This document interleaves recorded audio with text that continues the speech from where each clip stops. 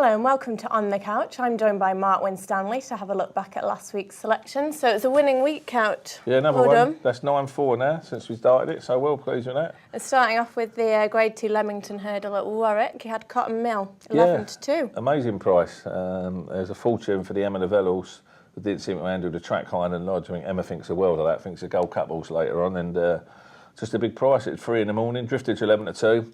As I said when I did it last week, I thought it'd be a price, the fact that Jack Quinnan couldn't claim his £5, but he gave it a terrific ride, I thought, Jack. And I thought the second Ambion Wood didn't look the most genuine horse in the world, did it? No. I didn't think he really put it all in, but Jack, as I say, really improving jockey this year, and riding all these horses for John Ferguson.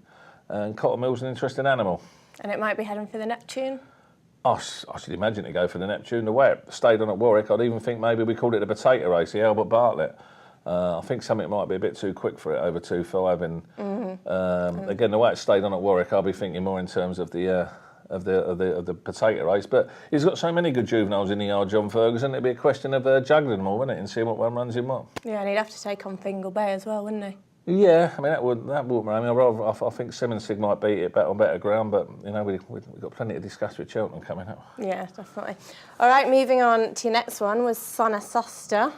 Each way you went for this, and it came sixth. Not a bad run though. Well, I was disappointed with it with 10-2 on this back. I got the race totally wrong. I thought the weight would count for it. And Hey Big Spender. Apparently Shirley Bassey's had a right few quid on it.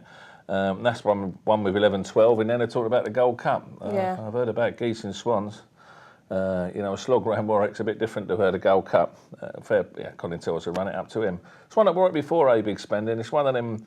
Well, if you go to Warwick, you can't actually see anything because there's a great big hill in the way. So when you go there, you don't see anything. Wherever you can't see the fences down the back. Wherever you stand at Warwick, with this hill in the way. But when you watch it on the telly, they really do. You got to call get into a rhythm at Warwick. And I don't think Sonna Soster was ever in a rhythm. He won before at Newbury, a galloping track. I just don't think the track suited it. I still think it was a handicap, but I think if any horse a run around Warwick, and I'll give Sonna Soster another chance. Do you think he might have needed softer ground?